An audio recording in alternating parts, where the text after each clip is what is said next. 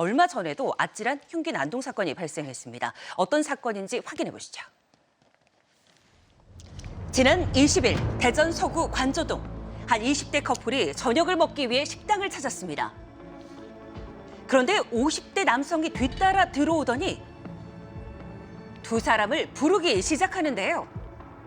급기야 크게 소리를 지르기도 합니다. 결국 남성의 부름에 밖으로 나온 20대 남성. 뒤이어 여자친구도 나오는데요. 가게로 돌아오던 중 달아나기 시작한 여자친구. 그런데 뭔가를 든 채 달려드는 남성. 가까스로 피하며 아찔하게 스치는 모습인데요. 왜요? 계속해서 두 사람에게 달려드는 남성. 그의 손에 들려있는 것은 바로 농업용 낫이었습니다. 또 다른 여성이 말려보지만 남성은 멈출 생각이 없어 보이는데요. 갑자기 왜요? 세 사람에게는 대체 어떤 사연이 있는 걸까요? 피해자의 20대 남성과 여자친구를 만났습니다. 도저히 잊을 수 없다는 그날의 기억. 대체 어떤 상황이었던 걸까요? 여자친구랑 밥 먹으려고 가게에 방문했는데 이제 주차 공간이 출입문 앞에밖에 공간이 없어가지고 통행이 방해가 될 것 같아서 이제 추어탕집을 봤는데 그쪽에는 주차 자리가 이제 널널하더라고요. 방문한 가게에는 주차 공간이 없던 상황. 결국 방문하려던 식당과 추어탕집 사이에 주차를 했다는데요. 추어탕집 사장님으로 보이는 아저씨가 나오셔가지고 다짜고짜 그냥 손가락질부터 하면서 여기 우리 손님이 차 대야 되니까 딴 데로 가라 이렇게 좀 공격적으로 얘기를 하시길래 그러다가 말싸움이 더 격해져서 여기 왼쪽 광대라고 해야 되나? 왼쪽 뺨을 주먹으로 받았어요. 민규 씨는 그날 추어탕집 사장에게 폭행을 당했고 전치 3주를 진단받았습니다. 근데 갑자기 옆에 차고지 가더니 낫을 꺼내더라고요. 그래서 너무 놀래가지고 이제 남자친구 데리고 붙잡고 막 도망가고 있었어요. 먼저 피하라는 말에 여자친구는 인근 식당으로 피신했다는데요. 달려드는 가해자를 가까스로 피한 후 반대편으로 도망쳤다는 민규 씨. 피한 게 기적이에요. 네, 만약 피하지 못했다면 무슨 일이 일어났을지 알 수가 없습니다.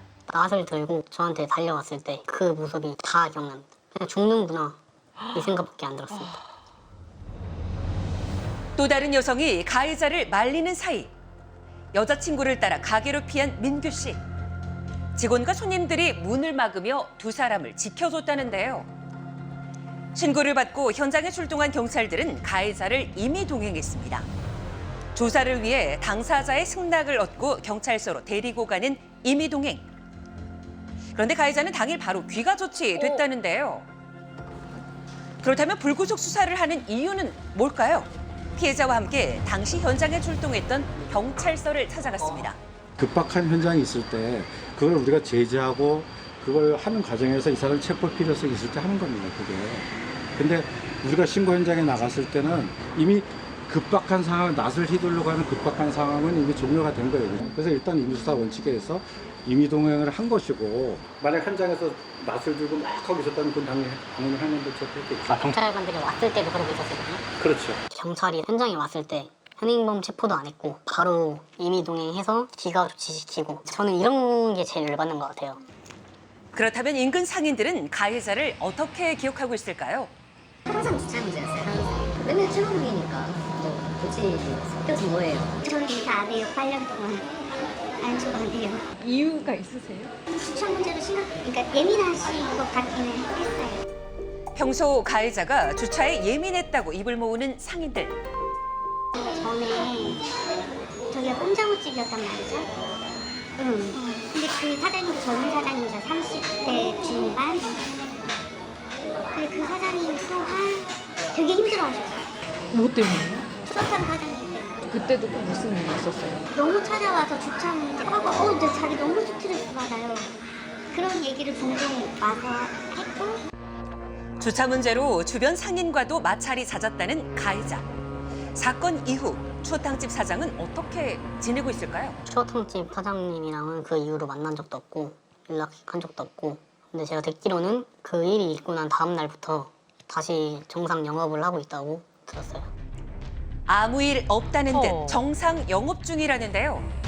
사건에 대한 입장을 듣기 위해 초탕집을 찾아가 봤습니다. 무섭겠어요. 과연 그날에 대한 이야기를 들을 수 있을까요?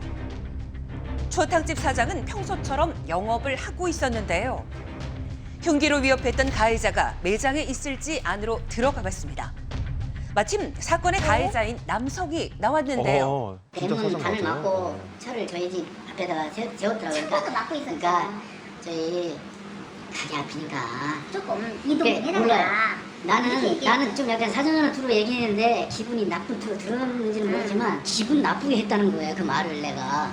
그래서 안 그러면은 했거든요. 기분 나쁘게 한 거에 대한 건 내가 사과를 하면 네, 그렇게까지 얘기했어요. 사과까지도 다 얘기를 했어. 처음부터 열십자를 갖다가 욕해. 그 사람들은 하지만 욕하면 괜찮아요.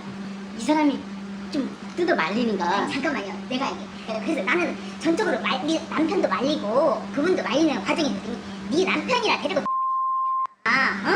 이렇게 하니까 이제 이 양반이 거기서 이제 하지 말아야 될 행동을 해버린 거예요. 내가 그 낯을 왜 갖고 있었냐. 그래. 주변에 내가 풀을 좀 베느냐고. 그 입구에다가 잔디, 갖고 있는 게 잔디. 내가 뭐라도 잡고서는 그 사람을 갖다가 위협을 갖다가 내가 진짜 어떻게 이렇게 하려고 했는데 하필이면 낯을 집어가지고 그때 사단이 난 건데 사람 일이라는 게 그렇잖아요. 제정신이 아니고 그런 상황에서 그런 일이 벌어지는 거지 멀쩡한 정신으로 그랬겠습니까? 진짜 젊은 친구가 저렇게 나오니까 제가 뒤집혀가지고 이 사람한테 욕을 하는데 차마 진짜 하지 말아야 할 근데 행동을 이제 내가 그런 했어요. 욕을- 거기에 대한 건 내가 반성을 하고 있어요. 반성도 하고 충분히 잘못했죠. 에휴, 그러면 지금 장사를 하고 계신 거예요? 장사를 왜 안 해요 우리가? 응? 경찰서에서 잡아가야지 장사를 못하는 거지. 경찰서에서 안 잡아가는 이유가 있을 거 아닙니까? 반성한다면서도 아직 할 말이 많다는 가해자 측. 흰선이니까 주차를 해도 돼요. 하지만 창고고 대문인데 아무리 흰선이고 주차를 할 수 있는 공간이라 하지만 여기는 아니잖아요. 그러니까 우리 사람이 항상 신경이 좀 예민해져 있어요. 네네네네. 자칫하면 흉기로 인해 큰 피해가 생길 수 있었던 사건. 두 사람은 그날 이후 잠도 제대로 잘 수가 없다는데요. 신체뿐 아니라 정신과 치료까지 받고 있다고 합니다. 자꾸 머릿속에 떠올라요. 날카로운 것만 봐도 낫으로 보이고 아저씨들만 봐도 그냥 괜히 뒤도 한 번 그냥 원래 같았으면 지나칠 거 괜히 한 번 더 돌아보게 되고 그리고 자다가 발작 일으키면서 깬 적도 있고 다 해봤자 한 3-4시간 자는 것 같아요. 왜 아들뻘인 사람한테 주먹질한 것도 모자라서 나까지 들고 죽이려고 했는지 아직도 이해가 안 가고 생각만 하면 끔찍하고 근데 어쨌든 강력하게 처벌받았으면 좋겠습니다. 그런데 제작진이 피해자를 만난 다음 날 피해자가 한 음성 파일을 보내왔습니다. 폭행으로 지금까지 수사를 했는데 언론 보도가 되고 대전광역시 경찰청에서 저희한테 지휘를 내렸어요. 1986년도에 낫을 들고 피해자한테 접근한 것만으로 실행행위가 착수돼서 살인 미수에 해당된다는 판례가 있더라고요. 죄명을 특수폭행에서 살인 미수로 변경을 해서 지금 수사를 하고 있고요. 구속에 대해서도 저희가 다시 지금 검토 중에 있습니다. 네, 가해자 측으로부터 전후 상황까지 들어봤지만 설령 이게 사실이라 할지라도 이렇게 살인으로까지 이어질 수 있는 상황이었기 때문에 네. 굉장히 아찔한 상황이었습니다. 이게 피했으니까 망정이지 더 큰일이 날 수도 있었잖아요. 근데 지금 이 죄명이 어떻게 적용이 되고 있다고요? 일단 경찰은 낫을 휘두른 것이 아니라 이 추어탕집 사장이 낫을 들고 가다 미끄러졌다라는 진술과 CCTV를 토대로 특수폭행 혐의만 적용했었습니다. 그런데 바로 어제 죄목을 살인미수로 이렇게 변경해서 수사를 시작했다고 합니다. 네, 이게 정황상 좀 언론에 보도가 되고 논란이 되니까 죄목을 변경한 것 아니냐는 비판을 좀 피하기도 어려워 보이는데요. 경찰에서 죄목을 바꾼 이유는 뭘까요? 그러니까 특수폭행 같은 경우는 흉기를 휴대했지만 이 피해자의 생명을 빼앗을 의도는 없었다. 이 상황인 거고요. 살인미수 같은 경우는 살인의 의도는 있었지만 결과론적으로는 사망에 이르지 않았다. 이 상황을 말하는 겁니다. 그런데 이번 사건 같은 경우는 추어탕집 사장이 미끄러졌다고 하더라도 낫을 버리지 않았잖아요. 네. 그리고 자신의 아내가 말리는데도 계속 쫓아갈 모습을 보였기 때문에 살인미수로 볼 수 있다. 이렇게 판단한 것으로 보입니다.